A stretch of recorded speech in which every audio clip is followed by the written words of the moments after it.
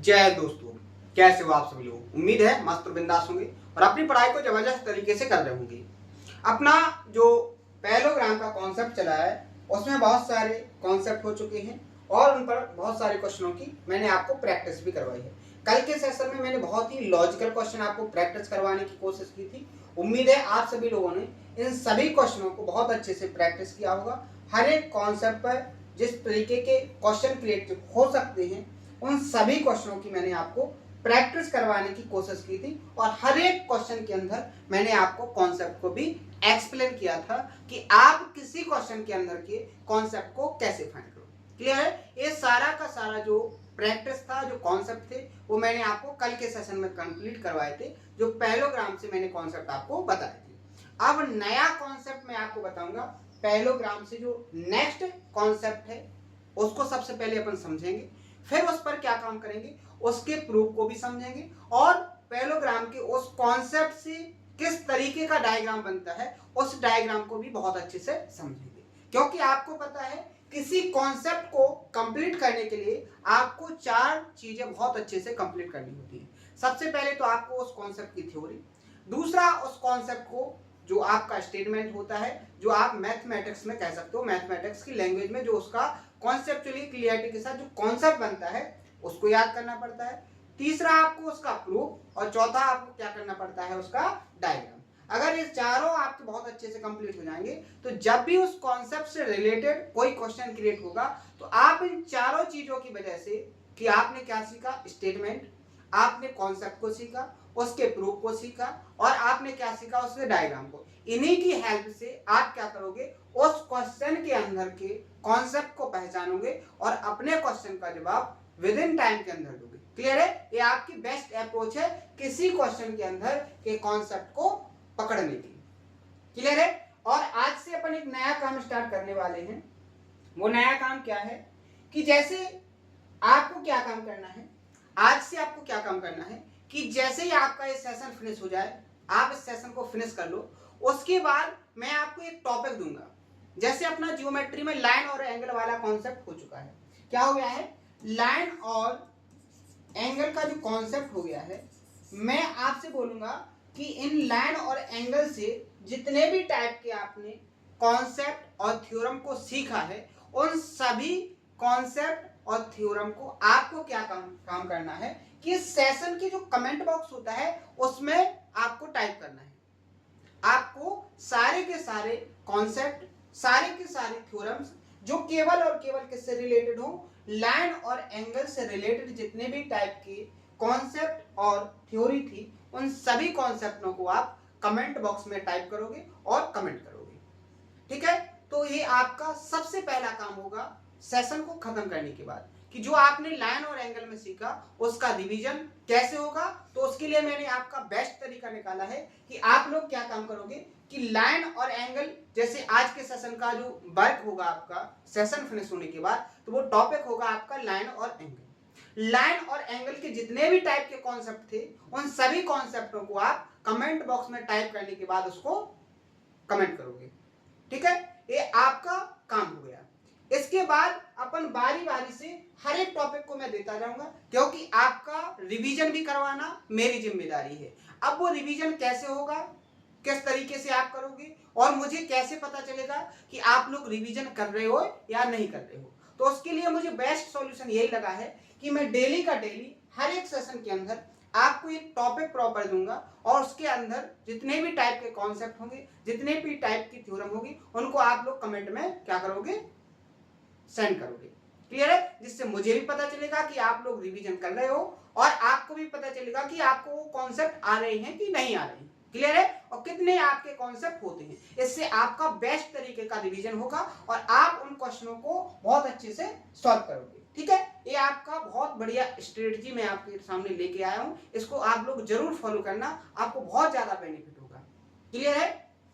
तो आज से पहले कि जितने भी सेशन हुए हैं, अगर कोई नया स्टूडेंट है तो उससे गुजारिश करेंगे कि आप लोग जो सेशन हुए हैं, जो अभी तक ज्योमेट्री में हो गया है, वो सारा का सारा कंप्लीट कर ले, क्योंकि आपको पता है ज्योमेट्री के हर एक कॉन्सेप्ट एक ना एक कॉन्सेप्ट से रिलेटेड होता है, और अगर आपके कॉन्सेप्ट छूटे हैं तो आपको आगे के कॉन्सेप्ट नहीं समझ में आएंगे। जैसे अभी मैंने पैरेललोग्राम की जो कॉन्सेप्ट, जो बेसिक आपको बताया है, अगर वो बेसिक आपने कंप्लीट नहीं किया है तो आपको जो मैं अभी नया कॉन्सेप्ट, जो ये क्वेश्चन है, इसके अंदर जो कॉन्सेप्ट लगना है, जो उस कॉन्सेप्ट में आपको सिखाने वाला हूं, उस कॉन्सेप्ट को आपको समझने में प्रॉब्लम होगी। और मैं नहीं चाहता हूं कि आपको इतनी आसान तरीके से पढ़ाने के बाद भी कोई प्रॉब्लम हो, और वो प्रॉब्लम आपकी केवल एक ही वजह से बन रही है कि आपने लास्ट के जो सेशन हुए हैं, जो कॉन्सेप्ट हुए हैं, जो थ्योरम हुई हैं, उनको कंप्लीट नहीं किया है। तो आप नॉर्मल सी बात है, मेहनत करके उन सभी कॉन्सेप्टों को, सभी सेशनों को बहुत अच्छे से कंप्लीट कर लो। ठीक है, क्लियर है? शानदार तरीके से पढ़ो, बेस्ट तरीके से पढ़ो, आपका रिजल्ट बेस्ट होगा। तो सबसे पहले मैं आपको एक कॉन्सेप्ट सिखाऊंगा जो आपका तीसरे नंबर का कॉन्सेप्ट होगा पैरेललोग्राम। तीसरे नंबर का कॉन्सेप्ट है पैरेललोग्राम में। मैंने आपको बताया था, ये जो कॉन्सेप्ट मैं अभी बताने वाला हूं, ये कॉन्सेप्ट मैंने आपको रेक्टेंगल में भी बताया था। तो यहां पर आप सबसे पहले हेडिंग लिखोगे क्या, कि ये जो कॉन्सेप्ट होगा वो किसके लिए होगा, पैरेललोग्राम। ये क्या लिख गया आपका, पैरेललोग्राम, यानी कि समांतर चतुर्भुज। और रेक्टेंगल किसके लिए होगा, ये जो मैं आपको कॉन्सेप्ट बताने वाला हूं, ये दो जगह पर आपका बिल्कुल सटीक बैठता है, और दोनों जगह से आपके क्वेश्चन बहुत शानदार क्या होते हैं, क्रिएट होते हैं। और ये कॉन्सेप्ट पर ही क्वेश्चन क्रिएट किए जाते हैं। अगर आपको कॉन्सेप्ट आएगा तो आप क्वेश्चन को सॉल्व कर लोगे, और अगर आपको कॉन्सेप्ट नहीं आएगा तो आप बेसिक से करने की क्षमता बिल्कुल भी नहीं रखते हो एग्जाम हॉल में, क्योंकि बहुत ज्यादा आपका टाइम वेस्ट हो जाएगा। क्लियर है? तो ऐसे टेक्निकल जो क्वेश्चन के कॉन्सेप्ट होते हैं, मैं उनको हाईलाइट करके आपको बारी बारी से प्रॉपर तरीके से मैं उनको बोलता जाता हूं कि ये कॉन्सेप्ट बहुत इंपॉर्टेंट है, और डायरेक्ट कॉन्सेप्ट पर बेस्ड क्वेश्चन क्रिएट होते हैं। क्लियर है? समझ में आ गया? अब अपन समझेंगे कि इसका कॉन्सेप्ट क्या है, इसका जो बेसिक क्या है वो क्या है। तो सबसे पहले मैं आपको डायग्राम से समझाने की कोशिश करूंगा कि अगर आपको कोई क्या दे दिया है, एक पैरेललोग्राम दे दिया, क्या दे दिया, एक पैरेललोग्राम दे दिया, समांतर चतुर्भुज दे दिया। जैसे मान लीजिए एबीसीडी क्या है आपका, एबीसीडी एक समांतर चतुर्भुज है। एबीसीडी क्या है, समांतर चतुर्भुज है। क्लियर है? ध्यान से सुनना स्टेटमेंट को। इस समांतर चतुर्भुज में, इस समांतर चतुर्भुज में कहीं पर भी कोई पॉइंट P है, कहीं पर भी कोई पॉइंट क्या है, P है। एक समांतर चतुर्भुज है, इस समांतर चतुर्भुज के अंदर कहीं पर भी कोई पॉइंट P है, और इस P पॉइंट से इस समांतर चतुर्भुज के चारों वर्टेक्स को अगर आप मिलाओगे तो यहां पर चार ट्रायंगल क्रिएट होंगे। उनसे रिलेटेड जो कॉन्सेप्ट बनता है उसको सीखेंगे। तो सबसे पहले मैंने क्या काम किया, वर्टेक्स ए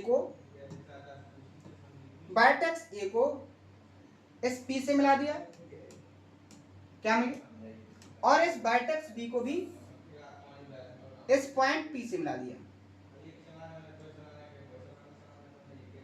ठीक है?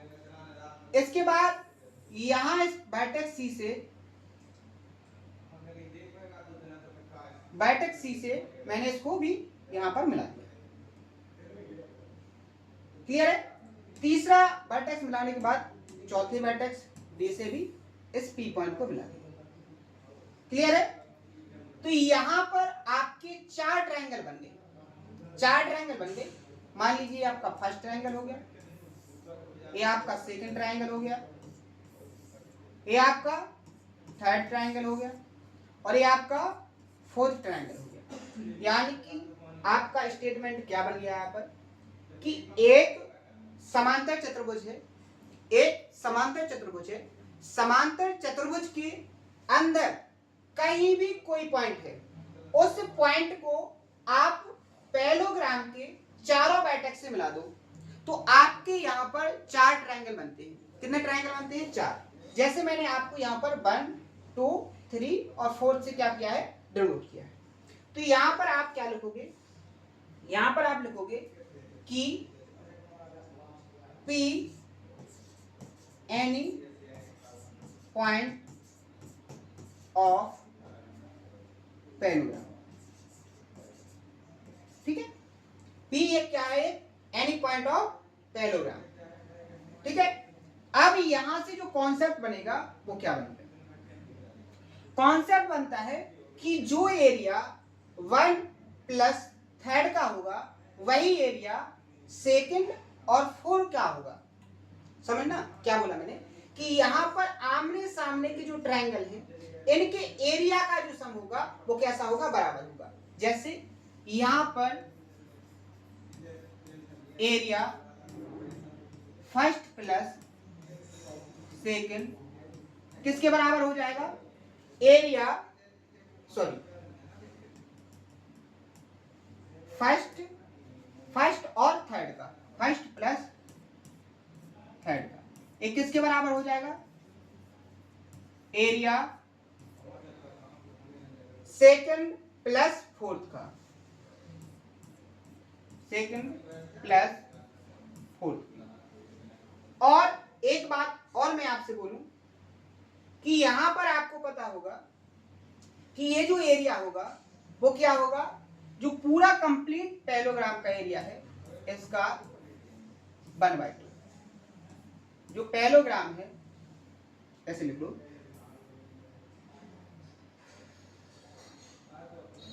जो पैलोग्राम है इसके एरिया का क्या हो जाएगा, आधा। ये आपका कॉन्सेप्ट है, बहुत इंपॉर्टेंट कॉन्सेप्ट है। अभी मैं आपको क्वेश्चन में प्रैक्टिस करवाऊंगा तो बहुत अच्छे से क्लियर हो जाएगा। तो सबसे पहले तो आप इस कॉन्सेप्ट को प्रॉपर तरीके से नोट करोगे। अब मैं आपको यहां पर समझाऊंगा कि ये कॉन्सेप्ट कैसे बना है, इसके प्रूफ को समझाऊंगा, ठीक है। ये हो गया आपका कॉन्सेप्ट, क्लियर है। अब आप यहां पर देखो, अगर यहां पर आपका ये जो ए बी है ये साइड आपकी स्मॉल है तो सी डी भी क्या हो जाएगी आपकी स्मॉल बी। अगर बी सी स्मॉल बी है तो ये ए डी भी क्या हो जाएगी आपकी स्मॉल बी, क्लियर है। आगे देखो, आगे जैसे देखोगे आपको पता है कि किसी भी पैरेललोग्राम का जो एरिया होता है वो क्या होता है आपका, बेस इंटू हाइट, क्या होता है, बेस इंटू हाइट। तो यहां पर आप देखो, यहां पर आप देखो, अगर मैं आपसे बात करूं कि मुझे ट्रायंगल ए पी बी का एरिया फाइंड करना है तो आपको बेस पता है, अगर इसकी हाइट पता चल जाए तो आप क्या करोगे, इस ट्रायंगल का एरिया फाइंड कर लोगे कि नहीं कर लोगे। यहां देखो, अगर मुझे सी पी डी का एरिया फाइंड करना है तो आपको बेस पता है, अगर इसकी हाइट पता चल जाए तो आप क्या इसका एरिया फाइंड कर लोगे, क्लियर है। तो मैंने क्या काम किया, इन दोनों ट्रायंगल की ये हाइट निकाली, क्या निकाली, हाइट निकाली। तो यहां पर इन दोनों ट्रायंगल के एरिया का सम क्या हो जाएगा, यहां पर देखो बेस कैसा है, बेस कैसा है, बराबर। तो एरिया क्या हो जाएगा 1/2, बेस तो आपका कॉमन आ जाएगा।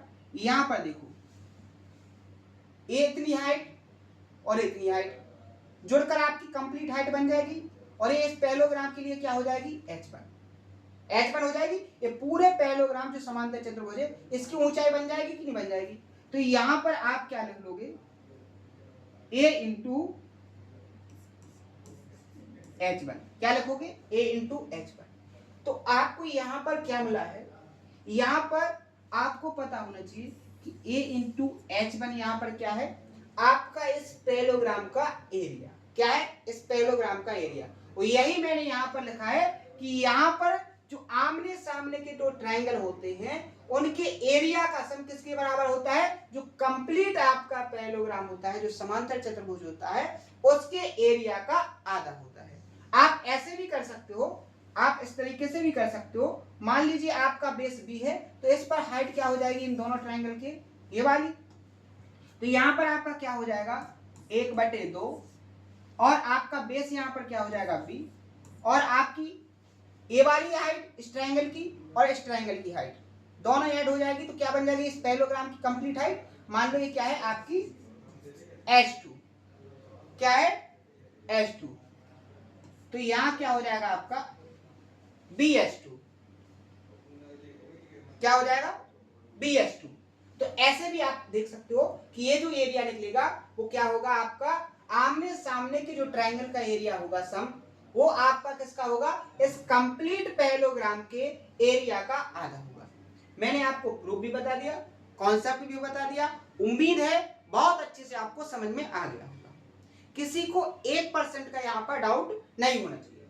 अगर अभी भी किसी को डाउट आएगा तो वो उसके लिए कमेंट बॉक्स में बताए, उसके हर एक डाउट को बहुत अच्छे से सॉल्व किया जाएगा। ठीक है। वैसे किसी भी स्टूडेंट को जिसने अभी तक जो ज्योमेट्री में हुआ है वो सारा का सारा अगर उसने बहुत अच्छे से पढ़ा है तो उसको बिल्कुल भी दिक्कत यहाँ पर नहीं हुई होगी, क्योंकि ऐसा कॉन्सेप्ट अपन रेक्टेंगल वाले टॉपिक में बहुत अच्छे से क्लियर कर चुके हैं और क्वेश्चनों की प्रैक्टिस भी बहुत अच्छे से कर चुके हैं। क्लियर है, बहुत ही इंपॉर्टेंट कॉन्सेप्ट है। अगर आपको एक कॉन्सेप्ट आएगा, अगर एग्जाम में क्वेश्चन आ गया और आपको एक कॉन्सेप्ट आ रहा है, तभी आप विद इन टाइम के अंदर इस कॉन्सेप्ट पर क्वेश्चन को सॉल्व कर पाओगे। अगर आप बेसिक से करोगे तो बहुत ज्यादा टाइम वेस्ट हो जाएगा और आप एग्जाम में जो आपकी क्वेश्चन अटेम्प्ट करने की कैपेसिटी 100% की थी वो आपकी हो सकता है 50 हो जाए, 40 हो जाए। समझ रहे? तो आप आते हुए भी नहीं कर पाओगे और आप एक सिलेक्शन की दौड़ से क्या हो जाओगे, बाहर हो जाओगे। क्लियर है? तो मेहनत से हर एक कॉन्सेप्ट को बहुत अच्छे से सीखो, हर एक कॉन्सेप्ट पर प्रैक्टिस करो।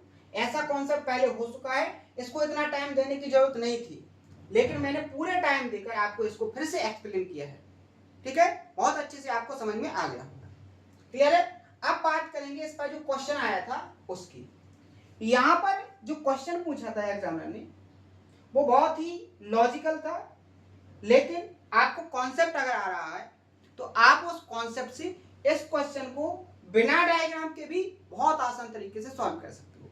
लेकिन मैं आपको बहुत अच्छे से डायग्राम बनाकर और आपको पूरा का पूरा डाटा उस डायग्राम के अंदर डिनोट करके मैं समझाने की कोशिश करूंगा, शानदार तरीके से आपको समझ में आएगा। जैसे यहां पर देखो, क्वेश्चन में बोला गया है कि PQRS is a parallelogram, A is a point inside the parallelogram if area of triangle PAQ, area of triangle PAS and area of triangle QAR are 21, क्या है 21, 27 and 48 respectively. Find the area of triangle RES। ये आपसे question में बोला गया है कि एक पैरेललोग्राम PQRS है जिसके अंदर एक पॉइंट A है, जो पैरेललोग्राम की क्या है, इनसाइड द पैरेललोग्राम, यानी कि समांतर चतुर्भुज के अंदर कोई पॉइंट क्या है, A है। एक area of triangle PAQ, triangle PAS, triangle QAR का एरिया आपको दिया गया है। आपको जो चौथा ट्रायंगल है उसका एरिया यहां पर फाइंड करना है। अब यहां पर देखो डायग्राम से समझो। उसने कहा है कि एक पैरेललोग्राम है, क्या है, एक पैरेललोग्राम है। इस पैरेललोग्राम का नाम हो गया P, Q, R और S। क्लियर है?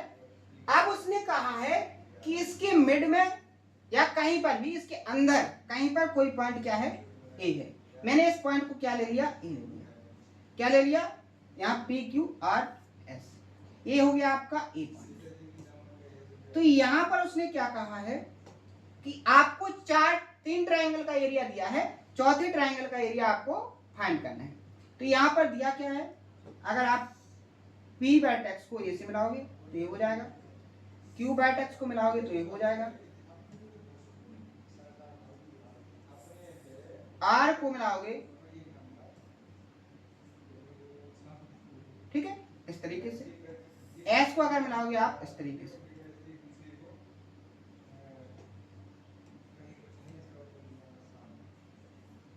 आपने क्या काम किया कि इस A पॉइंट से चारों वर्टेक्स जो पैरेललोग्राम के थे उसको मिला दिया। तो यहां पर आपको जो दिया गया है PAQ, इसका एरिया कितना है, 21। आगे देखो ट्रायंगल PAS का एरिया क्या है, PAS 27 और एरिया ट्रायंगल QAR इसका एरिया क्या है 48। आपको फाइंड क्या करना है, RAS यानी कि इस वाले ट्रायंगल का एरिया आपको फाइंड करना है। क्लियर है, समझ में आ गया। तो यहां पर आप देखोगे कि मैंने कॉन्सेप्ट पढ़ाया है कि जो एरिया 27 प्लस 48 का होगा वही एरिया 21 प्लस इस क्वेश्चन वाले ट्रायंगल का भी होगा कि नहीं होगा। अब यहाँ पर देखो, इसको सॉल्व कर लो। यहाँ देखो कि 21 इस तरफ आएंगे तो 27 से 21 जाएंगे 6, और 48 में 6 जोड़ेंगे तो कितना हो जाएगा आपका 54। तो इस क्वेश्चन वाले ट्रायंगल का एरिया कितना आ गया 54, 54 सेंटीमीटर। ऑप्शन नंबर बी क्या हो गया यहाँ पर करेक्ट आंसर। अब आप इस क्वेश्चन से एक सोच सकते हो कि आपको यदि ये जो कॉन्सेप्ट मैंने यहाँ पर आपको बताया है, अगर ये कॉन्सेप्ट आपको पता नहीं होता तो आप इस क्वेश्चन को बेसिक से कैसे करते। इस क्वेश्चन को आप बेसिक से कैसे करते, ना तो आपको इस पैरेललोग्राम की साइड दी गई है, ना तो इस कंप्लीट ट्रायंगल का आपको एरिया पता है, समझे। तो इसको कैसे कर दिया, इसको आप एक बार कोशिश करने की कि बेसिक से करते तो कैसे करते और आपको कितना टाइम लग रहा है। मैं थोड़ी सी आपको हिंट देने की कोशिश करूंगा। हिंट क्या देने की कोशिश करूंगा कि मैंने यहाँ पर जो लास्ट में बताया था कि यहाँ पर जो एरिया होगा वो कंप्लीट जो पैरेललोग्राम है उसका आधा होगा। तो यहाँ पर आपको पता होना चाहिए कि अगर ये जो एरिया था, यहाँ पर ये जो कॉन्सेप्ट बताया, अगर ये कंप्लीट पैरेललोग्राम का 1/8 होता, और आपको एक कॉन्सेप्ट और पता है, कॉन्सेप्ट क्या पता है कि अगर आपको कोई पैरेललोग्राम दिया है और उसका कोई डायगोनल है, तो वो डायगोनल उस पैरेललोग्राम के एरिया को इक्वल टू पार्ट में डिवाइड करता है। क्या करता है, इक्वल टू पार्ट्स में डिवाइड करता है। यानी अगर इसका एरिया 1 है तो इसका एरिया भी 1 होगा। तो आप यहां से क्या कह सकते हो कि ये आपका जो एरिया होगा वो डायगोनल से क्या करेगा 1/4 हो जाएगा। क्या हो जाएगा 1/4। तो यहां पर आपका पता है आपको कि ये जो डायगोनल है, यहां से डायगोनल खींचोगे, क्या खींचोगे, डायगोनल खींचोगे। इसको ए पॉइंट को इस तरीके से लोगे, कि वो क्या हो जाए आपके एक डायगोनल पर हो जाए, क्योंकि आपको दिया गया है कि ए आपका पैरेललोग्राम के अंदर होना चाहिए। अब वो कहीं पर भी हो सकता है। तो आपको ये जो पॉइंट लेना है वो आपको कहां पर लेना है, किसी एक डायगोनल पर। तो आप यहां से भी इस क्वेश्चन को सॉल्व कर सकते हो, लेकिन बहुत ज्यादा टाइम लगेगा और इतने सोचने के लिए आपको बहुत ज्यादा माइंड की जरूरत है। तो आपको कॉन्सेप्ट को ही बहुत अच्छे से माइंड के अंदर सेट करना है और उस पर इस क्वेश्चन की जो लैंग्वेज है उसको भी बहुत अच्छे से याद करना है। क्लियर है, इतना समझ में आ गया। नेक्स्ट क्वेश्चन में बढ़े अपन। अगला क्वेश्चन ये तो क्वेश्चन आपका लास्ट में जो कॉन्सेप्ट बताया उसी से रिलेटेड है। यहां पर क्या बोला गया है कि in the given figure ABCD and APQR are parallelogram, ठीक है। यहां पर उसने बोला है कि ABCD and APQC are parallelogram. क्या है, ये आपके पैरेललोग्राम है। दो डायग्राम दिखाई दिए हैं। If the area of triangle ABC and triangle DCQ are 24 and 11, यहाँ देखो क्या बोला, ABC का एरिया क्या है 24। दूसरा आपको दिया है क्या कि यहाँ पर DCQ इसका एरिया क्या दिया है उसने 11। आपको फाइंड क्या करना है, आपसे उसने पूछा क्या है, आपसे पूछा है उसने ट्रायंगल APD का एरिया, इसका एरिया। यहां पर अगर आपको दो कॉन्सेप्ट बहुत अच्छे से याद है, कौन कौन से, दोनों कॉन्सेप्टों को मैं फिर से एक्सप्लेन करूंगा।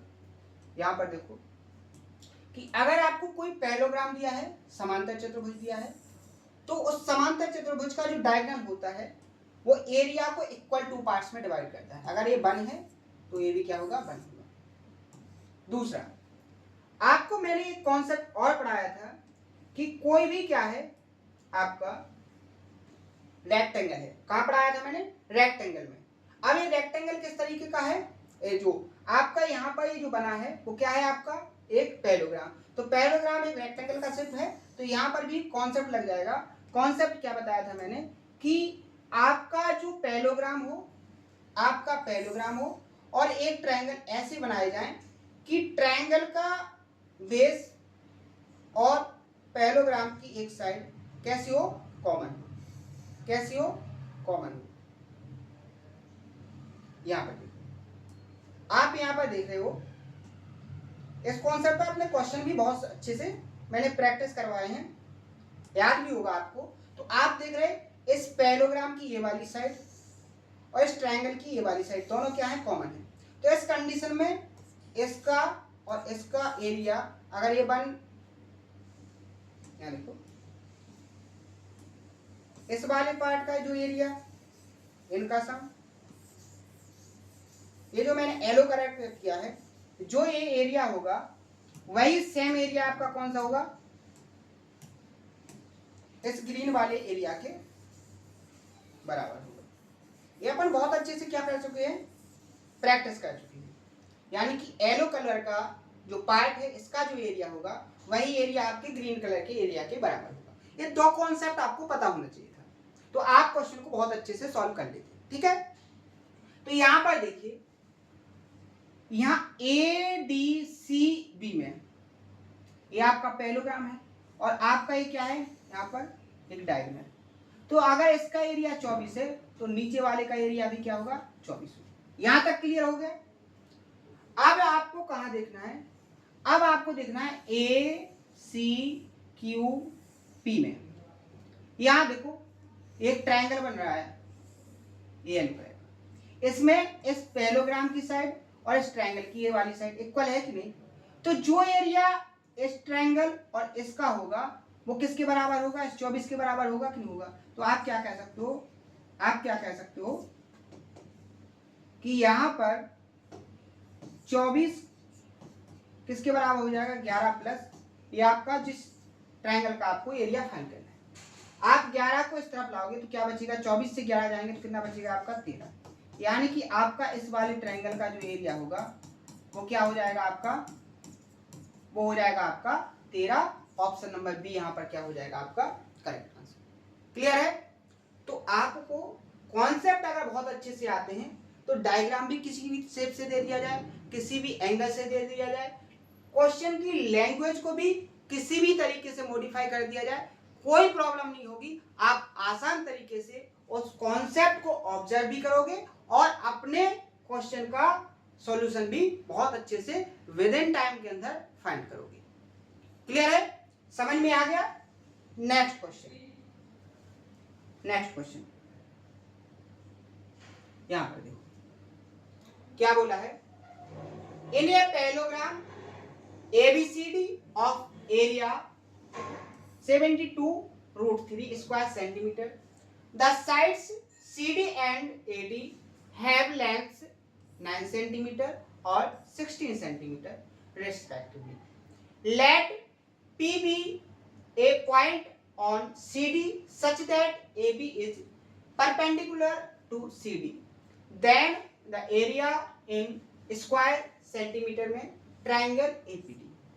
यहाँ पर उसने बोला है क्या, क्वेश्चन की लैंग्वेज को समझने की कोशिश करो, बहुत ही लॉजिकल क्वेश्चन है। यहां उसने कहा है कि एक पैरेललोग्राम है, क्या है, एक पैरेललोग्राम आपका ये बन गया एक पैरेललोग्राम। पैरेललोग्राम का नाम क्या है, ABCD,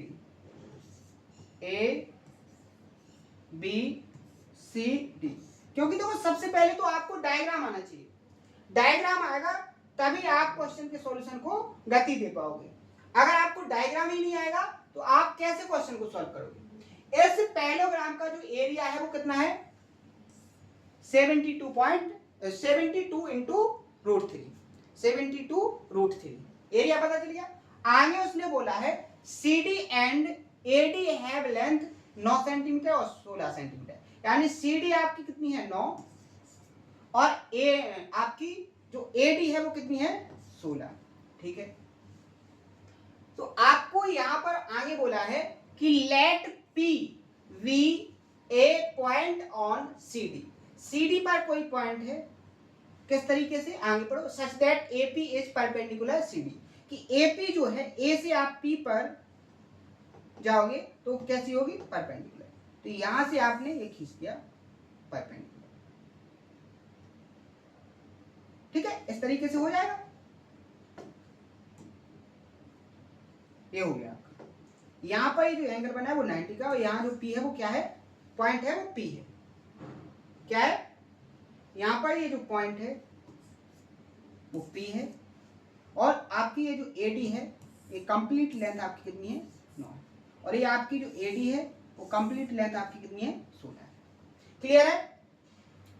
अब आपको फाइंड क्या करना है, आपको इस PAD यानी इसका एरिया आपको फाइंड करना है, इस वाले ट्रायंगल का एरिया आपको फाइंड करना है।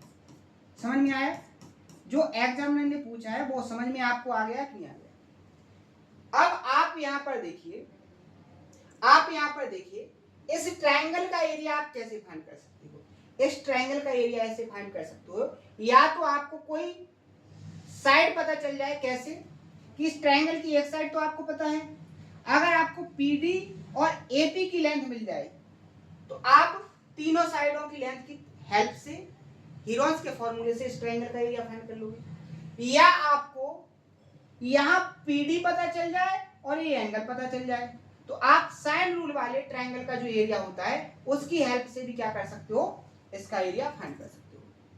आपको दिया क्या है, आपको इस पैरेललोग्राम का एरिया दिया है, तो आपको पता है कि उसमें भी एक साइन रूल का कॉन्सेप्ट होता है एरिया का। क्या होता है कि जो आपको साइड दी गई है पैरेललोग्राम की, उनका मल्टीप्लाई 9 इंटू 16 इंटू क्या हो जाएगा, साइन। अगर ये एंगल आपका थीटा है तो क्या हो जाएगा, साइन थीटा। ये किसके बराबर हो जाएगा आपका, 72√3। मैंने यही क्यों लगाया, क्योंकि जो आपको दिया है उसी से आपको क्या करना है, सॉल्यूशन फाइंड करना है। यहां देखो, 9 से 72 कितनी बार जाएगा, 8 बार। 8 से 16 कितनी बार चला जाएगा, 2 बार। साइन थीटा बार की जो वैल्यू आएगी वो क्या आ जाएगी, √3/2। और आपको पता है यहां से जो थीटा की वैल्यू निकल के आएगी वो कितनी निकल के आ जाएगी, 60। यहाँ पर जो थीटा की वैल्यू आएगी वो कितनी आ जाएगी, 60, क्योंकि आपको पता है कि साइन 60 डिग्री की जो वैल्यू होती है वो √3/2 होती है। जिसको नहीं पता वो याद रख सकता है, ट्रिग्नोमेट्री में उसको बहुत अच्छे से बताई जाएगी। ठीक है, तो यहाँ आपकी थीटा की वैल्यू कितनी हो गई, 60। यहाँ पर इस थीटा की वैल्यू कितनी हो गई, 60।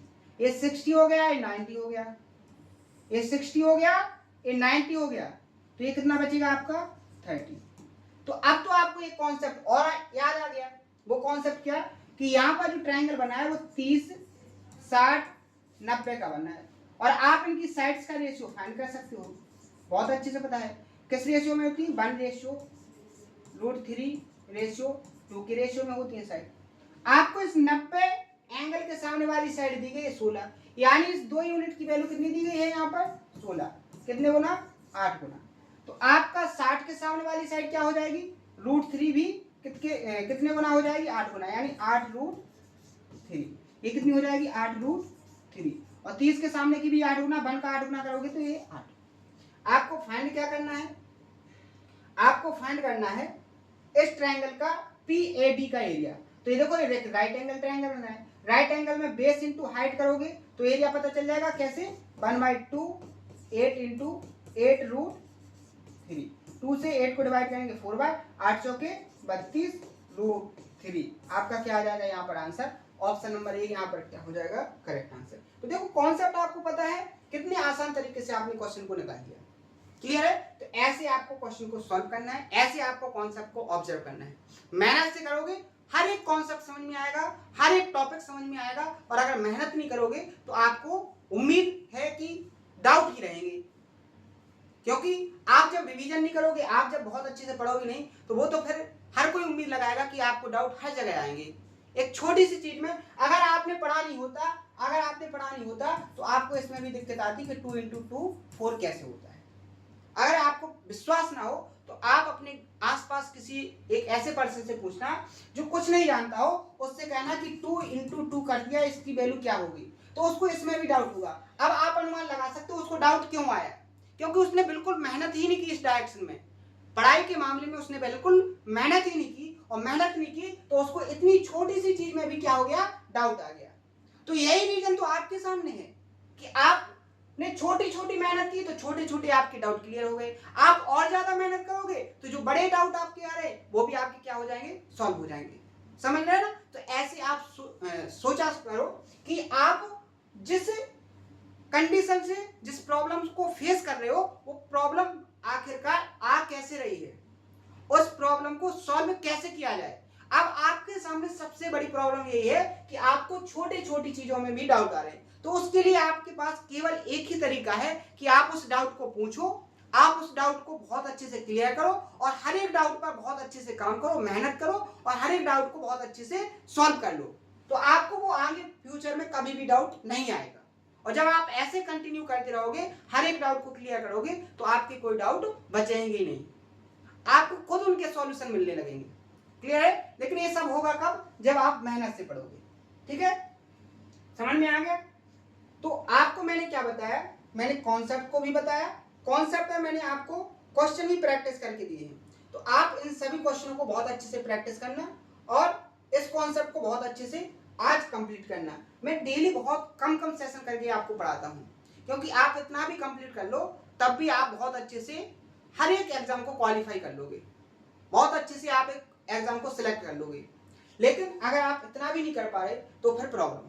आज का वर्क आपको पता होना चाहिए कि मैंने आपको जब सेशन स्टार्ट किया था तो मैंने आपसे बोला था कि मैं हर एक सेशन के अंदर आपको एक टॉपिक दूंगा और आपको उस टॉपिक में क्या करना है कि उसके जितने भी टाइप के कॉन्सेप्ट हैं उन सभी कॉन्सेप्टों को कमेंट बॉक्स में टाइप करके सेंड करना है। क्लियर है? तो आज का जो वर्क है आप लोगों का, आपको क्या करना है, जो लाइन और एंगल से रिलेटेड जितने भी कॉन्सेप्ट हैं, ऑल कॉन्सेप्ट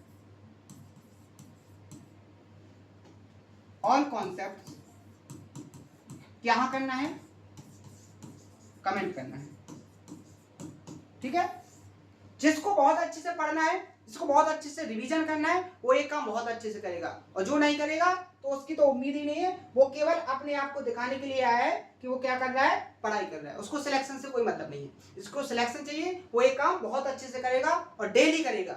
हर एक दिन मैं एक टॉपिक दूंगा और उसका रिवीजन कैसे होगा, क्योंकि मुझे पता है, अभी आपसे एक क्वेश्चन करूं कि इन सेंटर क्या है, तो अभी आप इसको बता नहीं पाओगे इन सेंटर क्या है। मैं बोलूंगा सर्कम सेंटर क्या है तो भी नहीं बता पाओगे आप। मैं बोलूंगा आपसे परपेंडिकुलर क्या है तो उसको भी नहीं बता पाओगे।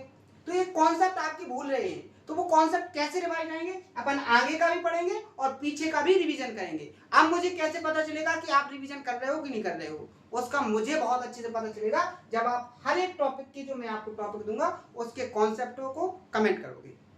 ठीक है? क्लियर है? समझ गए? तो आज के सेशन में अगर कोई डाउट हो तो उसको कमेंट बॉक्स में बताना। जो मैंने आपको वर्क दिया है उसको बहुत अच्छे से करने की कोशिश करना, बहुत ध्यान से करना। हर एक कॉन्सेप्ट, हर एक थ्योरम को आपको लिखना है, चाहे आपके ज्यादा से ज्यादा एक टॉपिक में आपके 10 से 15 ही कॉन्सेप्ट हैं, और इतना काम करने में आपको 10 से 15 ही मिनट लगेंगे। आप आराम से रिवाइज भी कर लोगे और आप उसको कमेंट में भी कर लोगे। क्लियर है? तो उसको कमेंट में जरूर करना। आज के सेशन में इतना ही, मिलते हैं नेक्स्ट सेशन में इसी जोश और उम्मीद के साथ। आज के लिए इतना ही। थैंक यू, धन्यवाद।